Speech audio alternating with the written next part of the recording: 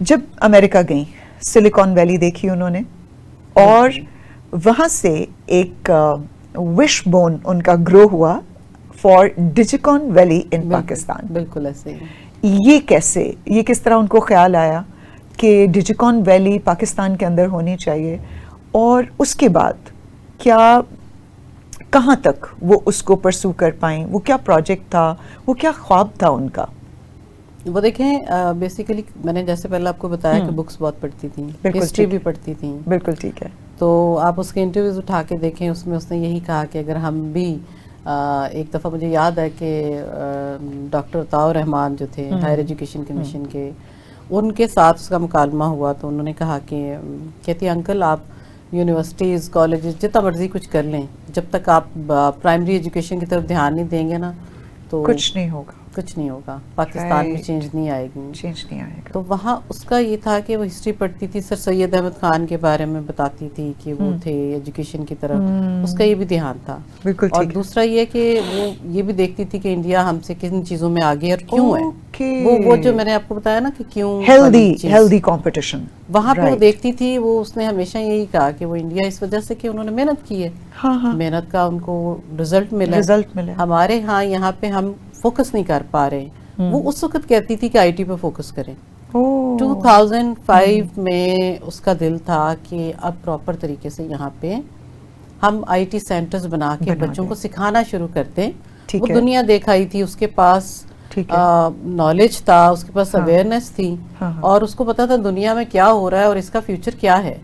بالکل بہت سارے لوگ اس سے سوال کرتے تھے کہ عرفا آئی ٹی میں تم آگے کیا کرو گی؟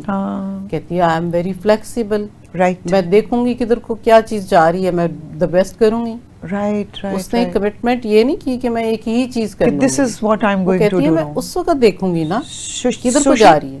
She kept her choices open according to the needs of according to and trends of time. Yes, اس کو پتا تھا آئی ٹی وہ ہمیشہ یہ کہتی تھی I T is a tool, right, you can utilize it but I will use it with education. اس کا تھا کہ فن اورینٹڈ ایجوکیشن ہونی چاہیے. پھر سلیکان ویلی کی طرح ڈیجیکان ویلی, یہ اس وقت کی بات ہے. وہ چاہ رہی تھی کہ کسی طریقے سے, بل گیٹس نے اس سے وعدہ بھی کر لیا تھا جب اس کی میٹنگ ہوئی ہے نا, بالکل ٹھیک ہے, تو اس نے کہا کہ آپ نے آنا ہے پاکستان. اچھا, he said yes I will come whenever you will invite me I will come. I will come, right. تو پھر ساتھ ہی ہنس پڑی, کہتی ہے کہ اسٹیٹ کے مہمان آپ نہیں بنیں گے, you will be my guest. تو he smiled, he said fine I will be your guest personally.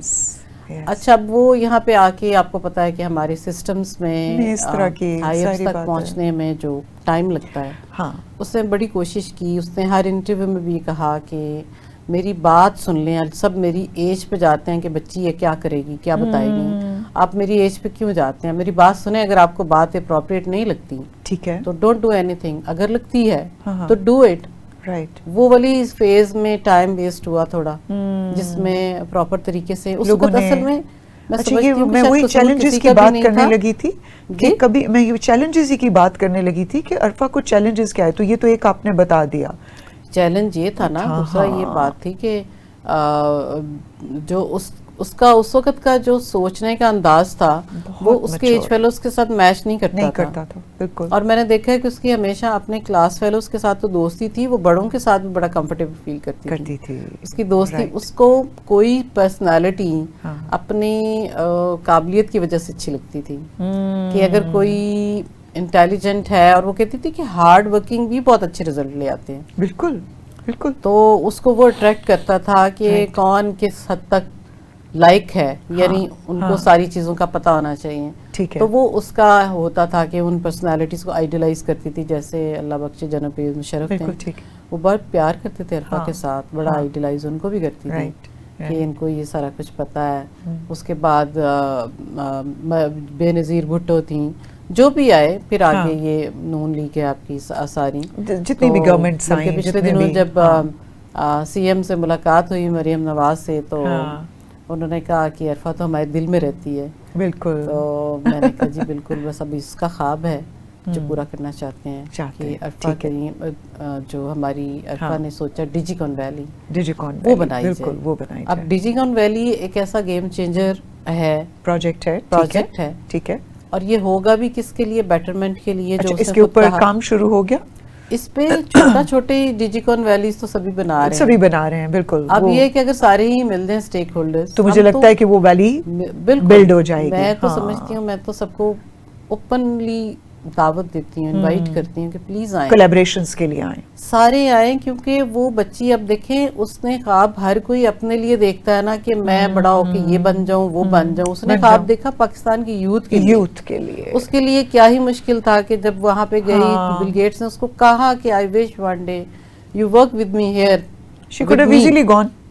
اس نے کہا کہ اس نے انکار بھی نہیں کیا, اس نے کہا کہ fine I will come, I will work with you, I will gain experience, and then I will go back to serve my nation. My country, Very my clear. nation.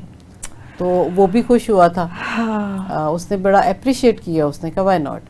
سمینا جی آپ کی باتوں سے مجھے بالکل بھی نہیں لگ رہا کہ یہ ایک چھوٹے سے 8-9 سال کے بچے کی باتیں ہیں, مطلب اتنی بڑی بڑی باتیں, بڑی بڑی باتیں. پھر آگے بارسلونا میں اس کی 2006 میں یہی مائکروسافٹ کی جو ہے وہ ویب ڈیولپر کانفرنس ہوئی تھی, جس میں from all over the world there was only 500 professionals from the field of IT. She was the only one from Pakistan in the entire world, representing Pakistan, and she was the keynote speaker there. Keynotes, my God. اور You're giving me goosebumps. رکھا ہوا تھا ahead of the game. تو وہ عرفہ کے theme پہ رکھا ہوا تھا انہوں نے, اور یہاں سے عرفہ کی سٹوری کور کی along with her teachers, principal, parents, پوری ٹیم انہوں نے بھیجی ہوئی تھی. سب سارا کچھ وہاں پہ عرفہ کے سٹیج پہ بلانے سے پہلے وہ ڈاکومنٹری پلے کی گئی ٹو نو کہ جتنے لوگ وہاں بیٹھے ہوئے ہیں ان سب کو پتہ چلے کہ who is عرفہ.